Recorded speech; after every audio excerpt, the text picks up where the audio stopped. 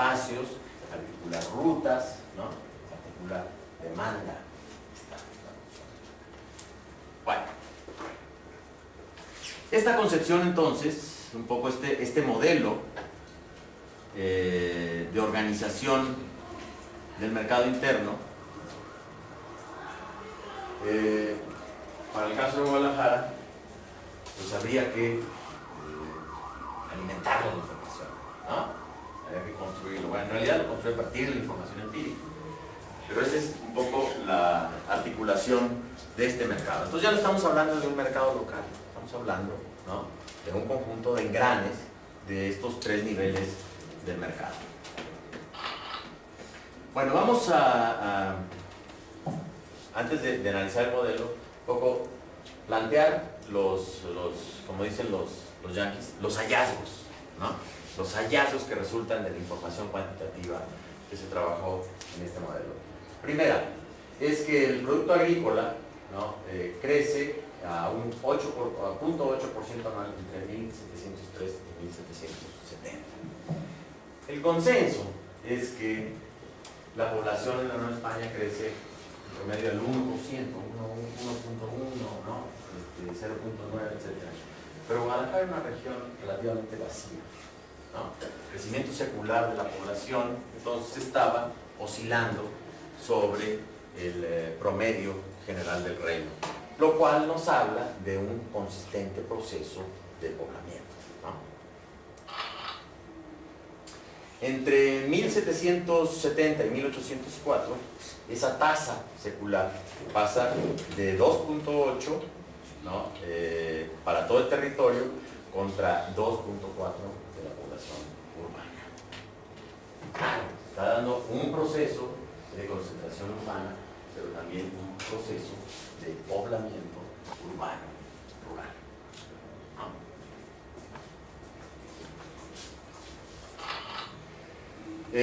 La coordinación entre el crecimiento de la población urbana y la población, y el producto agrícola regional, esta combinación nos está hablando, ¿no?, de todo un proceso coordinado de crecimiento de la población y crecimiento de la producción agropecuaria. Y esto es importante porque la hipótesis de Bagnot toma un modelo de Esther Russell, ¿no?, que creo que ustedes conocen. Es un estudio sobre los límites de crecimiento en las economías preindustriales, que pone el énfasis en el conflicto que existe entre el crecimiento de la población y el crecimiento del stock, ¿no?, de alimentos, donde la frontera está dada por el cambio tecnológico, ¿no? Esther Russell hizo este estudio a partir de las economías del sudeste asiático. Entonces este modelo cobró mucha influencia entre los historiadores de los años 80 y él utiliza este modelo, ¿no? Entonces, según este modelo, la agricultura de Guadalajara tocó su límite, ¿no?, hacia principios del siglo XIX, porque siguiendo la hipótesis de Russell, Bagnot sostiene que se produjo un crecimiento al límite de la capacidad extensiva de la producción agropecuaria, y entonces al no haber cambio tecnológico pues, se produjo, ¿no?, una reversión de ese crecimiento, ¿no? Ahí no nos la creemos. El problema no es tecnológico mientras tiene una demanda externa que sigue haciendo crecer ese patrón extensivo. Claro, él no toma ese elemento del mercado interno en consideración y solo toma estimaciones a partir de la demanda urbana, entonces sí advierte ese techo, digamos. Bueno, este es un dato importante a retener porque va a ser una de las conclusiones del modelo que vamos a explicar quizá mañana. El tamaño del mercado, ¿no? Después de todo el modelo que se construye, la conclusión, les pido solo que retengan el dato, no que me crean, que lo retengan, que el 40% del ingreso bruto regional en 1803 pasa por el mercado, ¿no? Es visible en nuestro modelo de contabilidad económica, el 40% del producto. Claro, el producto total lo calculamos por el lado del ingreso, ¿no? Y el producto de mercado lo calculamos por el lado, valga la redundancia, del producto, ¿no? Entonces calculamos que alrededor del 40% del Producto Bruto Regional pasaba por el mercado. En términos de la contabilidad que veremos más tarde, es de 5.6 millones. Ahora, de eso, como trabajamos 2 años, 3, ¿no? Donde pudimos construir el modelo de contabilidad económica, nuestra matriz de insumo, producto, etc. El promedio podría estar entre 63 y 70, es decir, alrededor del 67, 68% de ese producto que pasa por el mercado son bienes de consumo, ¿no? Y entre el 33 y el 30% son bienes intermedios a la producción, ¿no? A la producción industrial regional y a la producción minera. Entonces, tenemos una economía que está funcionando, la economía del mercado que está funcionando en 2/3 partes, digamos, para el mercado de consumo y en 1/3 parte para el mercado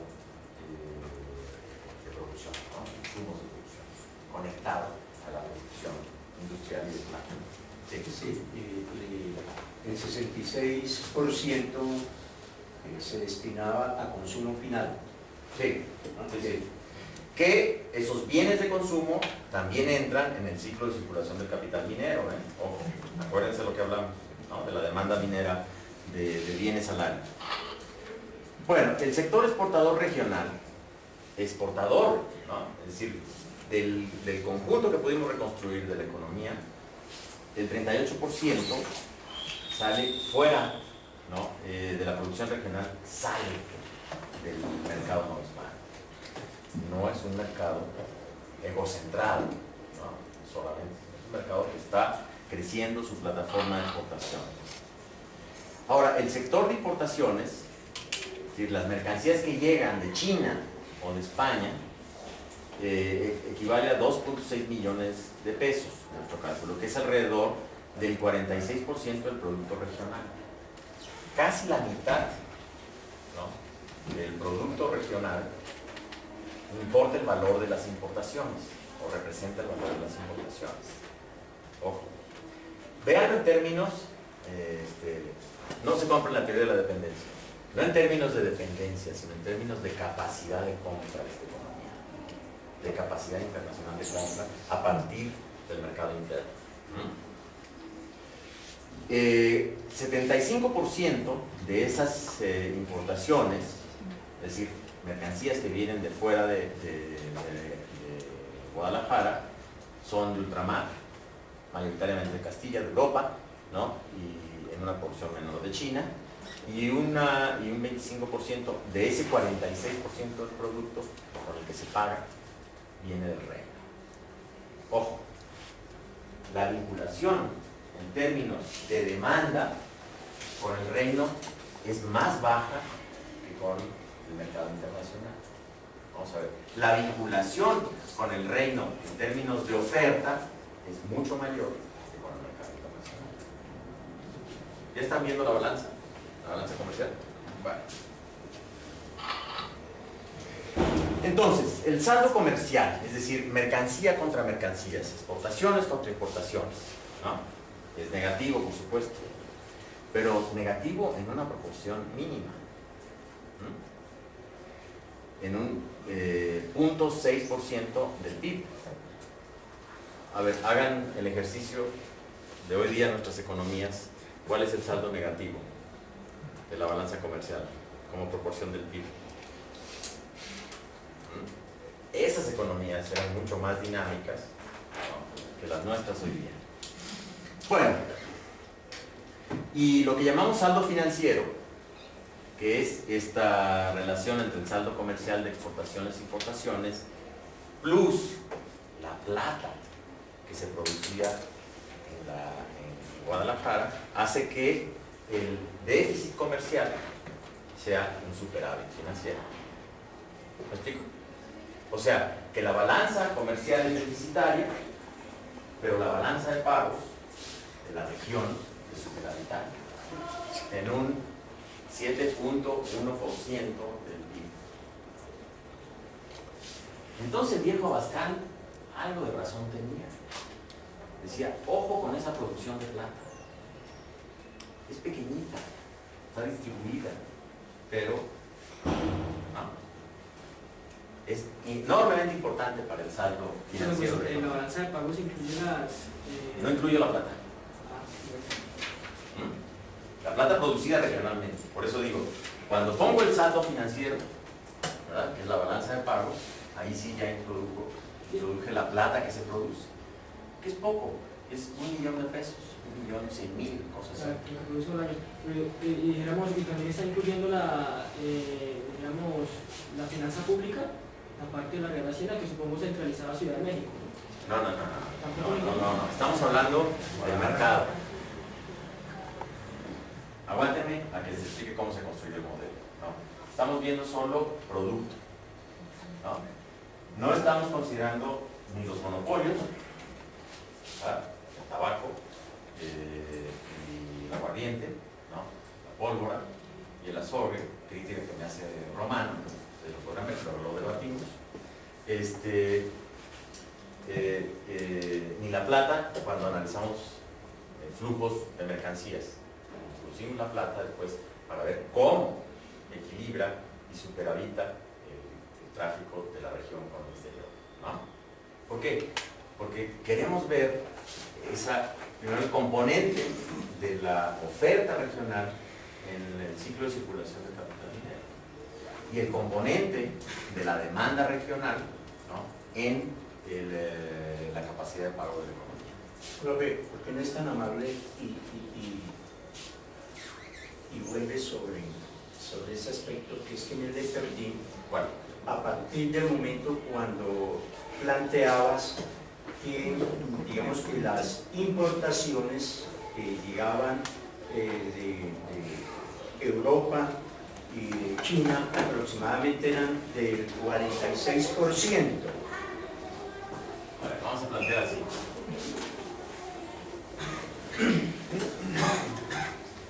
Decía, hay tres niveles del mercado, ¿no? O sea, tenemos el mercado regional de Guadalajara, ¿verdad? Tenemos el mercado no hispano, ¿no? Y tenemos, vamos a ser modestos, el mercado mundial, ¿no? Bueno, son importaciones. Este tiene un doble componente. Las importaciones, digamos, por ultramar, si ustedes quieren, ¿no?, siguiendo la terminología de la época. Las importaciones de Europa, ¿no?, que en la contabilidad fiscal nos aparecen como Castilla, ¿no?, y las importaciones de Asia, que en la contabilidad fiscal aparecen como China, ¿no? Bueno, el flujo que se da es de aquí para acá, son, digamos, exportaciones regionales a la Nueva España. ¿Sí? Luego veremos por qué el tipo de fuente nos permite hacer esta distinción, ¿no? Fue gracias a la fuente que pude hacer esto. Bueno. Luego vienen las, digamos, importaciones de la Nueva España, ¿no?, de las importaciones regionales de la Nueva España y de las exportaciones regionales a la Nueva España, ¿no? ¿Verdad? Luego tenemos las importaciones, ¿no?, regionales de la economía mundial, digamos, ¿no?, ultramar, ¿sí? Ahora, aquí no vamos a introducir todavía la plata. Lo que tenemos es el saldo con la Nueva España, ¿no?, es de 46%, o sea, el saldo de las exportaciones menos las importaciones, ¿no?, es el 46% del PIB regional. ¿Sí? Una barbaridad. Se ha puesto en el 46% del producto regional. Ahora, de ese 46%, el 75% son importaciones. Y el 25% de este 46 son del reino. O sea, la dependencia, digamos, las importaciones regionales de ultramar son 3 veces superiores, ¿no?, que el valor de las importaciones regionales de la Nueva España. ¿Sí? Dicho en términos contemporáneos, estamos hablando de una economía muy abierta, ¿no? No de un rincón perdido en el reino de la Nueva España, ¿verdad?, sometido a la tiranía del centro de la Ciudad de México. Bueno. El saldo comercial de las exportaciones con las importaciones nos da un menos 6.8%. Perdón, estos son las importaciones, perdón, sobre el PIB. Y el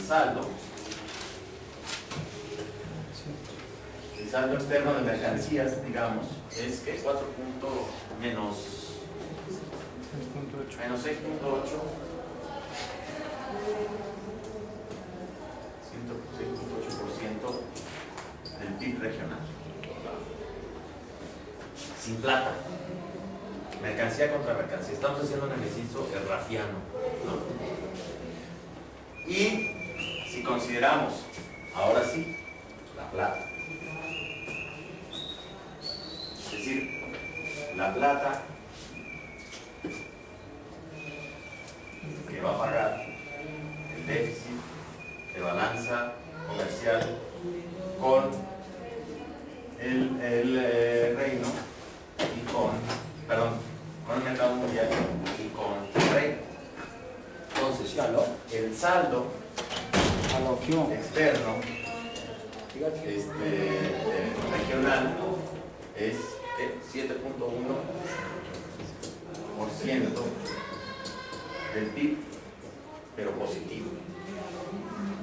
Es decir, es una economía que crece, que importa, que exporta, pero que su saldo financiero es superavitario, incluso sobre la exportación. Es, digamos, un resultado anti-teoría de la dependencia. ¿No? Pero es el saldo contable. Estamos teniendo los números duros. Ahora vamos a explicar el sistema, ¿no? ¿Hasta aquí queda clara la idea? O sea, lo que les quiero decir es que en números duros lo que tenemos es una economía regional articulada al mercado interno hispano, articulada a la economía mundial, ¿no?, que se beneficia, que tiene un superávit comercial con el reino, y al decir reino estamos hablando de la demanda minera, pero que a su vez tiene un sector de producción minera que le da un superávit. Dicho de otra manera, tenía que encontrar la cita rápida. Abascal, esto no es ninguna genialidad de su servidor, es comprobar una hipótesis dicha por el testigo de época. A ver, ¿qué quiso decir Abascal con eso? Un segundo.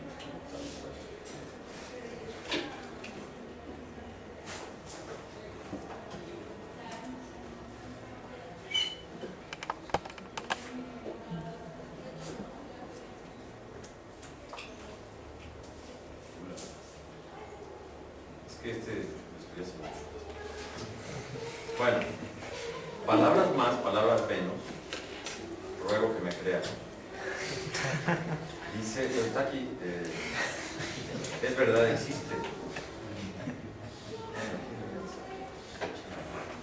Dice, la ventaja de estos reinos resulta de la ventaja de sus tratos con el reino de España, que, grosso modo, dice,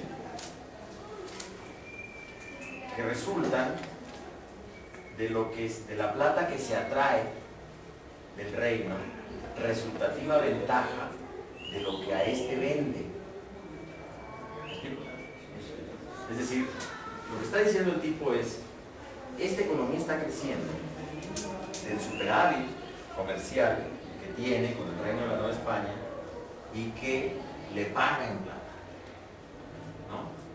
Plus, y ahí va contra la idea de la época, plus, ¿no?, de lo que exporta hacia el exterior, que es plata, poca plata acuñada, ¿no? Poca plata se produce, pero esa plata, ¿no?, permite que esta región importe.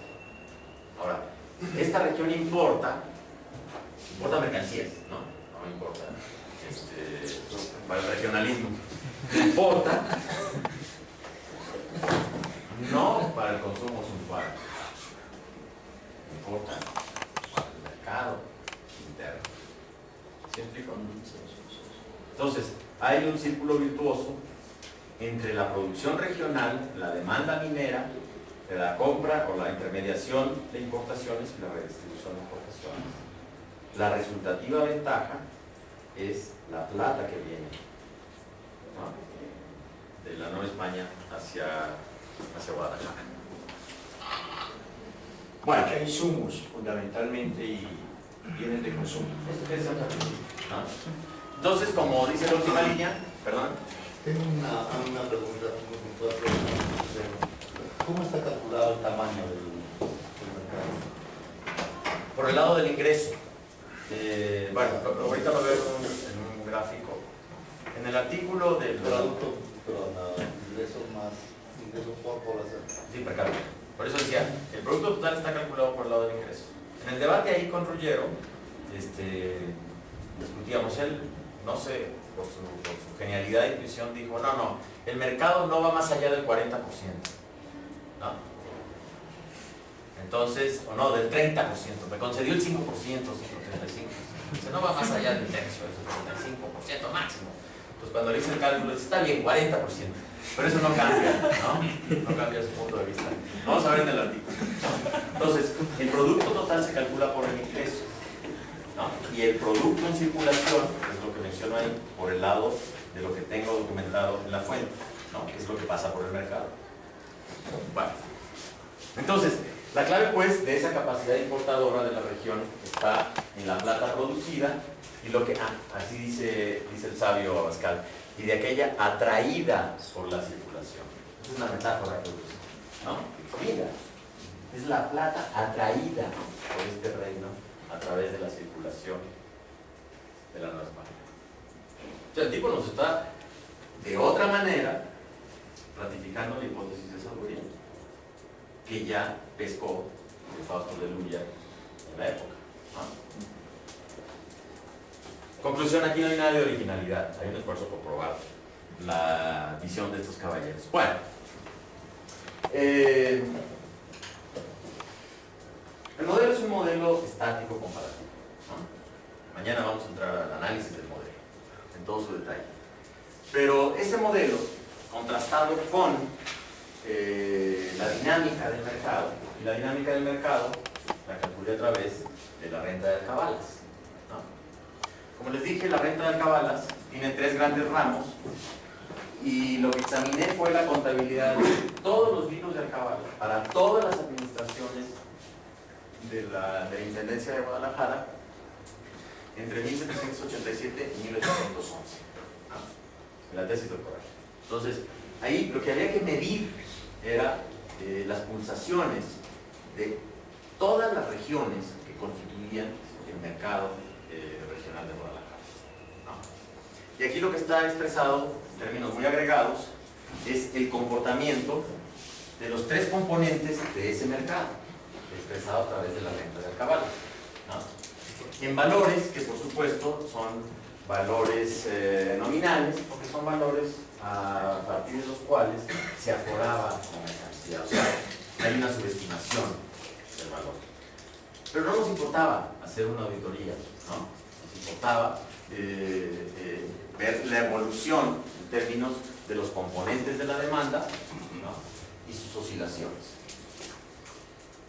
Las azules, que es esta, errática, ¿no? Se refiere a las importaciones. Ya veíamos 75% de ultramar, 25% de China. Estas importaciones, como se puede ver, nos hablan de, esta es la fase muy errática de las guerras atlánticas, ¿no? Y eso, bueno, marcó un poco el nivel, la frecuencia de ingreso de las importaciones, ¿no? Para todo, como saben, para toda América se produjo un proceso de declinación de las importaciones, ¿no? También sufrió, a través de las guerras atlánticas, todo un proceso de escalamiento de precios. Y hasta 798, digamos, cuando hubo esa paz que permitió que entrara el comercio neutral, ¿no? Y el Caribe se convirtió ya entonces en un mercado mucho más abierto. Vean ustedes, o sea, véanlo del lado no de las importaciones que entran, sino de la capacidad de compra de las importaciones de la región, ¿no? Es decir, cuando se desbloquea el mercado internacional, ¿no? De un año para otro aumentan proporcionalmente hasta 2 millones, casi 2.300.000, ¿no? El valor nominal de las importaciones. Después se produce otra vez, como vemos, a partir de 1803-4, ¿no? También con el ciclo de las guerras atlánticas, una caída, pero digamos, en términos generales, podemos mantener en esta franja la evolución de las importaciones. Claro, el negocio no estaba solo en las importaciones. Las importaciones formaban parte importante de este vínculo, ¿no? Negocios de comercio de larga distancia, etc., ¿no?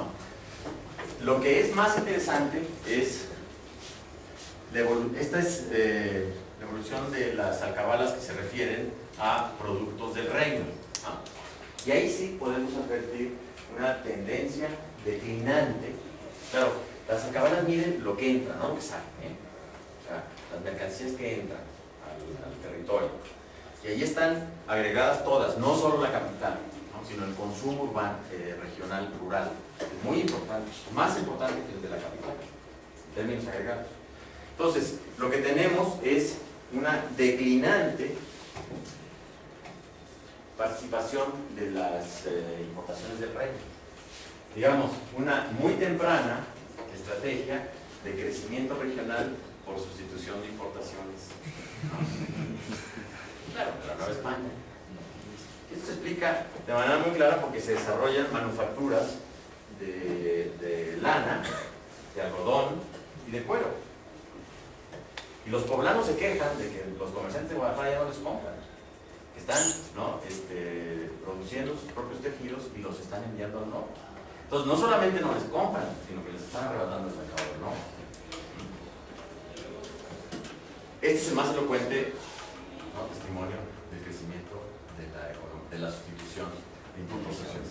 Y la amarilla, la línea amarilla, hace referencia a la producción regional grabada por alcabalas.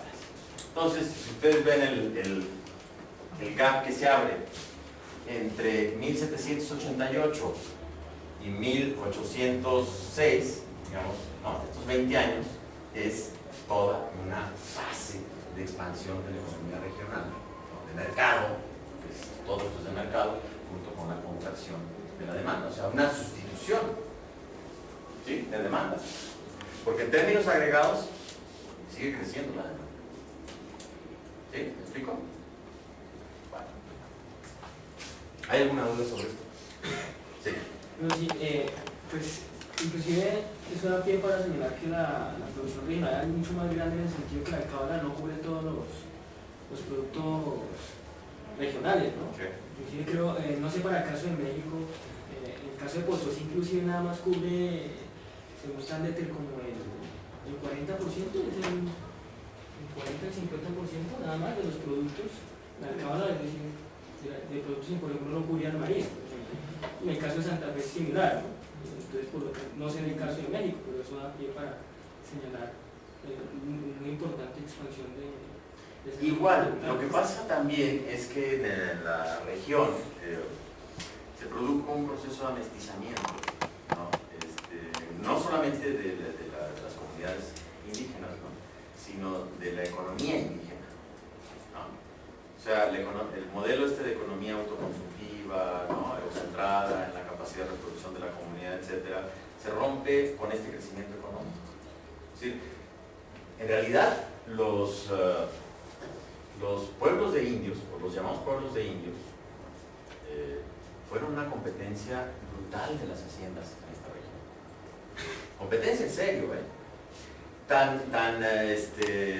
Fue una competencia que ya nadie quería el sistema de obligado, ¿no?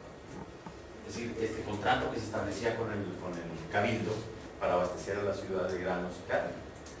Porque ahí lo que se pactaban eran precios, ¿no? Y los indígenas, ¿qué es lo que hacían? Bajaban los precios y se representaban pérdidas para la economía de los hacendados y de los terratenientes que tenían el control de la alhóndiga y del abasto de la carne, sí, pero los indígenas, además, ¿por qué creen que las Chivas son de Guadalajara? ¿Ubican el equipo de fútbol? ¿Sí? Sí. La ganadería indígena era de Chivas. ¿Por qué creen que la birria es un platillo nacional de Guadalajara? No. El ganado menor contra el ganado mayor. ¿Sí? La economía indígena contra la economía española. ¿No? Entonces, llenaron de birria el mercado alimentario, ¿no? Entonces, hay una guerra, una guerra económica, digamos, ¿no? Una guerra de la producción, en donde las comunidades campesinas sí tenían el problema, como en todo no la Nueva España, Hispanoamérica, de que tenían una producción de granos estacional, ¿no? Nos ofertaban granos cuando había muchos granos, etcétera, ¿no? Pero la economía indígena no solamente era maíz, ¿no? También tenía un conjunto de producción. Entonces fueron competidores feroces de las grandes propiedades. Ahora, la solución para la gran propiedad no fue el mercado urbano, como dice Balón, ¿no? Sino el mercado externo, el comercio de larga distancia. Piensen ustedes, ya lo vamos a ver en números. El 40% de la producción de maíz regional que pasaba por el mercado se exportaba. Exportado del territorio de la Nueva Galicia, de Guadalajara. En un país donde se siembra maíz en todo terreno, ¿no? Incluso en las tierras más áridas, si uno escupe, nace el maíz, ¿no? En las tierras más altas, claro, más chavaritas las milpas, pero crece el maíz, ¿no? En las tierras húmedas, llenas de huitlacoche, pero crece el maíz. Entonces, el maíz es un producto ubicuo en la agricultura, ¿no? No tenemos tanta variedad como las papas andinas, pero sí teníamos una variedad y una capacidad de adaptación del maíz en todos los territorios, ¿verdad? Entonces, exportar maíz, ¿no? Como se dice en México, es como llevar cocos a Colima. Bueno, pero si había demanda de maíz en regiones distantes y amortizaba los costos de transporte, ¿no? Y los costos de transacción, ¿de qué estamos hablando? Un mercado extraordinariamente dinámico, ¿no? Una demanda concentrada a precios de factores, no de consumo, ¿verdad? ¿Sí me explico? Ustedes me dicen cuando se enfadan, cuando se harten. Bueno, entonces, a ver, vamos a retomar el tema y vamos a ver el sistema de mercado de la economía colonial en España. Si logré persuadirlos, por lo menos de la hipótesis, de que la inserción al mercado interno hispano de esta región, Guadalajara, se hizo a partir de exportación de alimentos, de insumos mineros, o sea, de insumos industriales, del sector intermedio de la economía, de la producción económicamente dominante, la plata, y de productos manufactureros. Estamos hablando no de una inserción ocasional, ¿no? Sino de una inserción de mercado, de una inserción sectorial. La inserción tiene que ver con el movimiento de la otra economía, de la economía minera. La intermediación comercial de importaciones fue importante porque, según los datos que pudimos sacar entre 796 y 1810, el comercio de larga distancia representó entre 16 y 56 millones de pesos. Piensen ustedes, estamos hablando de la economía regional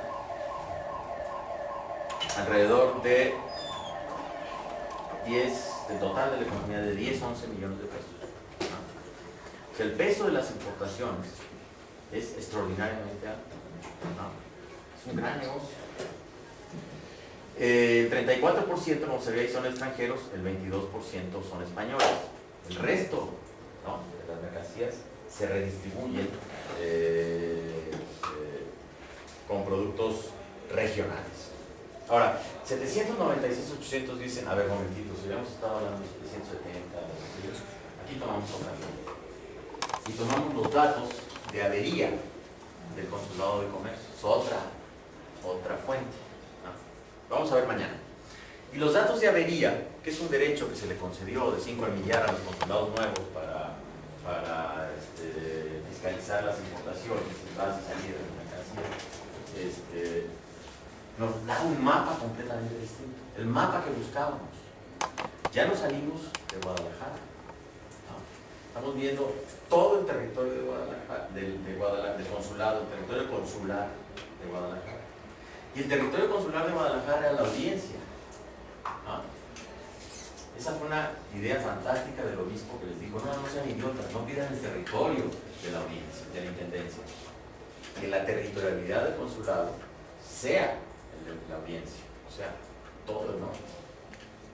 Esa fue la gran contribución del obispo a las gestiones del consulado.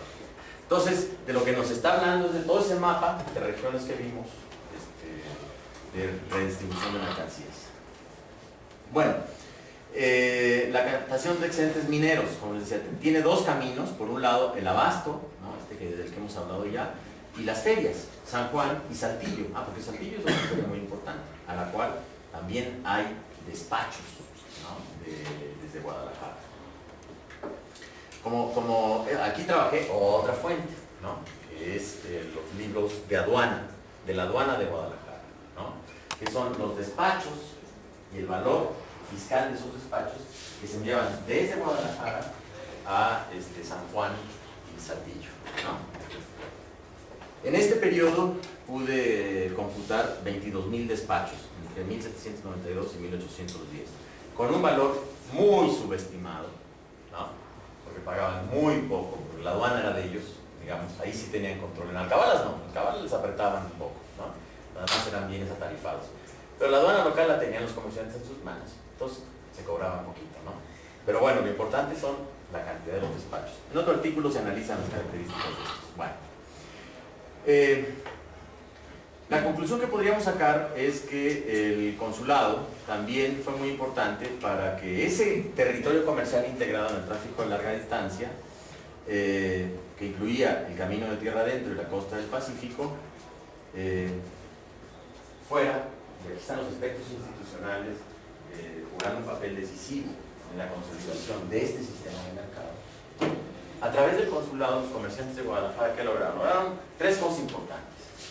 Uno, hacer cumplir los contratos, ¿no? Jalar la justicia comercial de la audiencia del consulado y crear una red de representantes en todo este territorio, ¿no?, del consulado.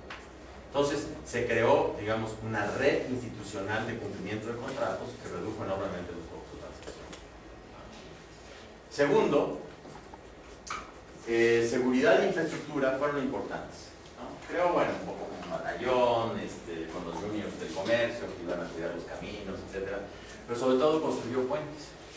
Y lo más importante es que construyó la vía, el consulado, de Guadalajara a San Juan, a este pueblo Rabón, ¿no?, donde se hacía la peregrinación, que para mala fortuna llovía, entonces había un maldito río y ese se anegaba, entonces cortaba el tráfico entre Guadalajara y San Juan. Construyeron el puente.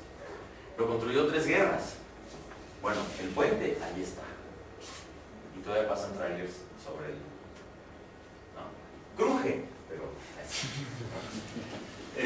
y lo más importante, las exenciones fiscales. Lograron que la feria de San Juan para nuestra mala fortuna como historiadores, pero para su inmensa fortuna como comerciantes, durante 15 días no se cobraba el caballo. ¿No? O sea, crearon su puerto de Colón, su zona franca, ¿no? Y bueno, pueden imaginarse lo que eso supuso.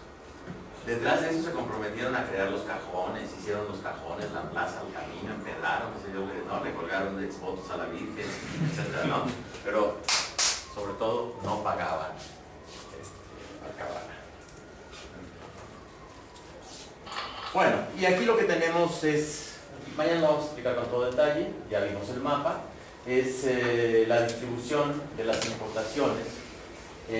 Hice un examen cuidadoso de un libro para saber exactamente a dónde iban las importaciones que entraban por Veracruz, con cargo al Consulado de Comercio de Guadalajara, ¿no? Y la geografía que incluíamos, ¿no?, términos de despachos desde Guadalajara, queda plenamente acreditada. Después vamos a ver la escala de valor de los despachos, pero fíjense, el principal destino es Zacatecas, Saltillo, San Juan, ¿no? Principal ciudad minera y las dos ferias más importantes. ¿Okay? Y después vienen el número 4, Durango, centro minero, Guadalajara capital, centro de distribución, 14, Real del 14, un centro minero que en ese momento tenía, ¿no?, un despegue sensacional. ¿Dónde está el séptimo? Chihuahua, el lejano Chihuahua, ¿no?, que también abastecía las minas de Parral y de propio Chihuahua.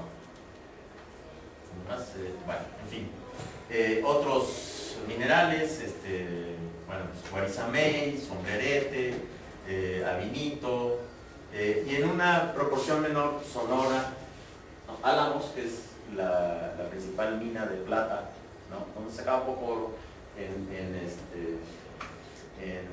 Sonora, y los placeres de Sonora, ¿no?, donde salían placeres, así se les llamaba también en Brasil, sí, los placeres del oro. Bueno, ¿qué es lo importante? Que toda la información que nos permite ver la avería nos muestra una reconstrucción, ¿no?, jerárquica y territorial de lo que habíamos estado medio pensando respecto a la distribución de las importaciones. Y ahí están distribuidas en términos de valor, ¿no?, y por regiones, digamos. Aquí está Guadalajara, y de aquí para acá es Guadalajara capital y Durango, San Juan, Saltillo, Zacatecas, ¿no? O sea, aquí, de aquí para acá pueden ver el corazón de la distribución, pero en esa distribución también pueden ver cómo incluye, ¿no?, circuitos mineros. Entonces, que participen en el negocio de las importaciones no quiere decir, según la teoría convencional de la dependencia, que comprar importaciones era sacrificar la plata, ¿no?, el capital embrionario. ¿Recuerdan esa hipótesis? ¿No? Y claro, digo, los novohispanos, como hoy día los mexicanos, les encantan las importaciones, aunque sean chafas y de China, ¿no? Entonces, hoy día hay un sector deficitario, ¿no? Pero en la época, la capacidad de crecimiento de la economía mostraba de manera virtuosa cómo las importaciones entraban a un modelo de circulación que favorecía fundamentalmente a la región y a los intereses de los comerciantes de Guadalajara. Bueno, si quieren estas, tiene que ver con el consulado, dejemos de un lado. Bueno, vamos a un poco a plantear orientaciones futuros. Bueno, desde luego que una incógnita que nos queda es, sí, hay un conjunto de mercados, algunos de ellos articulados. La economía minera constituye, ¿no?, una vértebra, un sistema que vertebra esta vinculación de mercados, pero algo que resulta característico en la economía es que ese crecimiento económico hispano es muy desigual, ¿no? Los críticos de esta hipótesis sostienen, bueno, pero la minería estaba perdida en el norte, estaba escondida las minas respecto al conjunto de la economía, y la mayoría de la población, vivía en el centro-sur. Y la mayoría de la población estaba en la agricultura tradicional campesina, ¿no? Y la mayoría de la población no participaba de los beneficios de la minería. Bueno, y ¿no? Eso cancela la existencia de ese mercado, eso cancela este patrón de crecimiento económico. O, devolvamos desde la hipótesis, muy bien, esa es la losa que la economía minera tuvo que cargar al conjunto de la economía hispana, ¿no? Y no es un comentario racista, ¿no? Bueno, es importante, yo creo, también analizar el sector externo y considerar el sector externo en una dinámica, digamos, de varios pisos. Los análisis regionales que hacen examen de las economías regionales y que examinan, digamos, de manera concentrada el funcionamiento de esas economías, porque parten de la hipótesis de que los mercados están segmentados, lo único que hacen es, digamos, fortalecer la hipótesis a partir de la omisión del análisis de las relaciones con otros sectores de la economía, ¿no?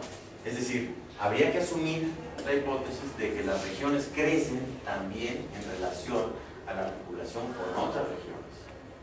Considerar las exportaciones regionales como un elemento clave.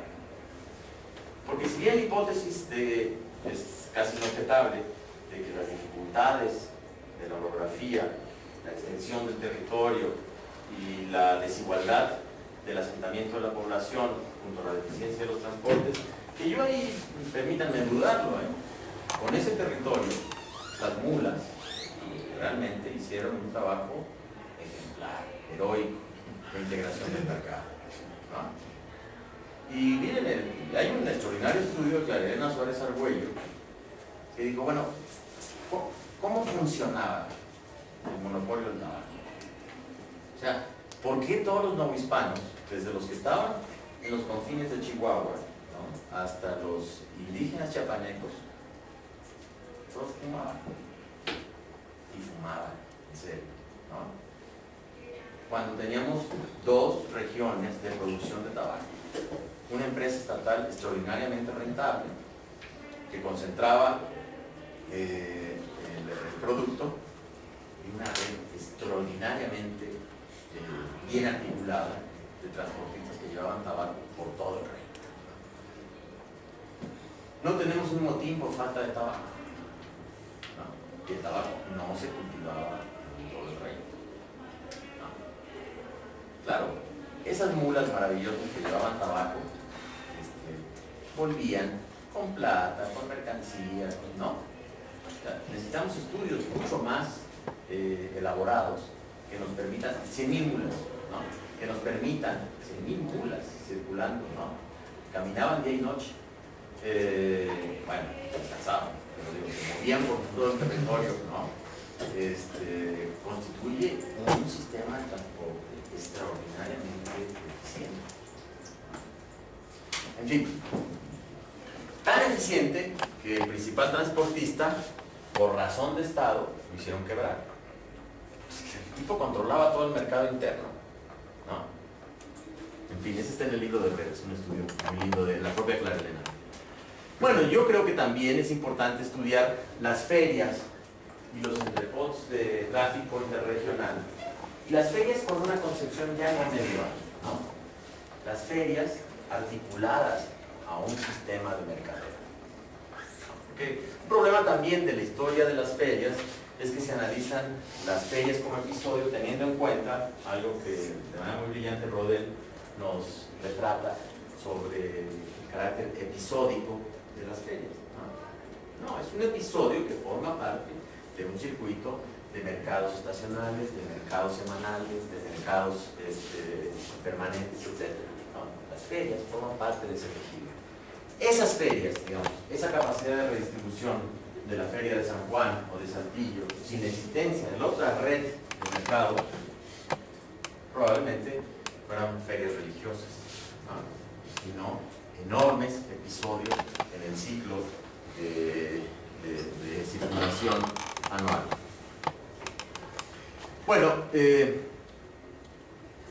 un reto para trabajar, y es algo que no hemos hecho los historiadores, y quizás aprovechamos muchísima información, es el tema de la economía de la información. ¿No?